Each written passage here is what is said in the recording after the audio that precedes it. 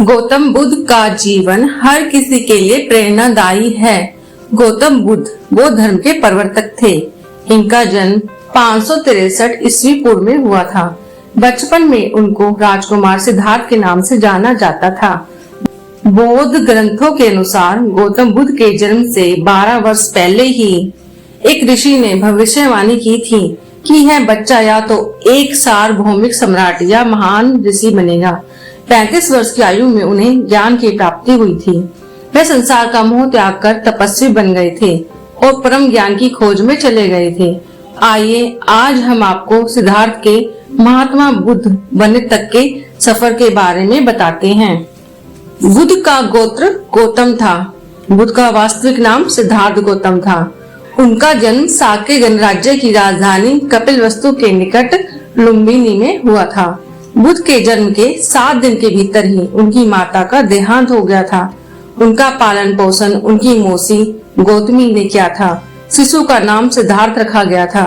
साक्य वंश के राजा सुयोधन सिद्धार्थ के पिता थे।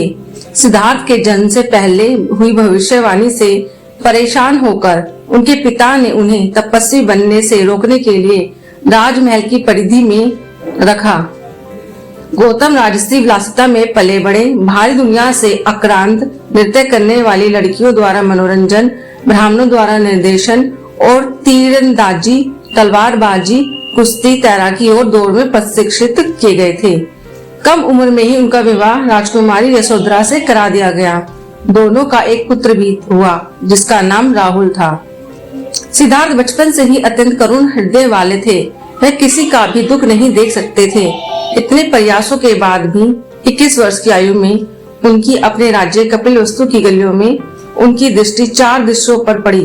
ये दृश्य थे एक मृद विकलांग व्यक्ति, एक रोगी, एक पार्थिव शरीर और एक साधु।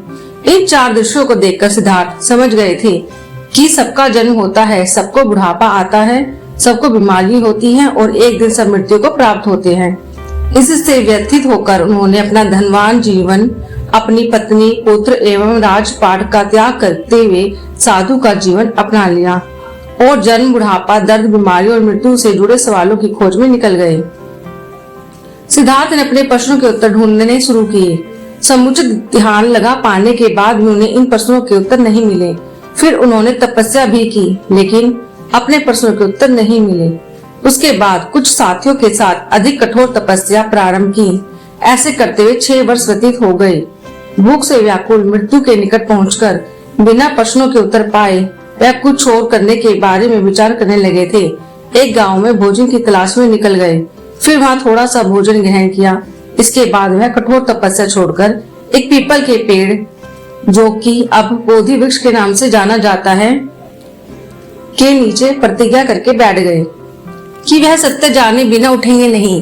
वह सारी रात बैठे रहे और माना जाता है कि यही वह क्षण था जब सुबह के समय उन्हें पूर्ण ज्ञान की प्राप्ति हुई। उनकी अविद्या नष्ट हो गई और उन्हें निर्वाण यानी बोधि प्राप्त हुई और वे 35 वर्ष की आयु में बुद्ध बन गए। बुद्ध को शाक्य मुनि के रूप में भी जाना जाता है। 7 हफ्तों तक उन्होंने मुक्ति की स्वतंत्रता और शांति का आनंद लिया। प्रारंभ में तो वह अपने बोधि के बारे में दूसरों को ज्ञान नहीं देना चाहते थे। बुद्ध का मानना था कि अधिकांश लोगों को समझाना बहुत मुश्किल होगा। मान्यता है कि बुद्ध को स्वयं ब्रह्मा जी ने अपने ज्ञान को लोगों तक पहुंचाने का आग्रह किया था। फिर वह इस पर सहमत हो गए। इस तरह उन्होंने अपना पहला धर्मोपदेश उत्तर प्रदेश के वाराणसी के पास सारनाथ में अपने पहले मित्रों को दिया था। दोस्तों, आपको ये वीडियो पसंद आई हो तो आप इस वीडियो को लाइक और हमारे चैनल को सब्सक्राइब करें और इस वीडियो को और लोगों के साथ भी शेयर करें।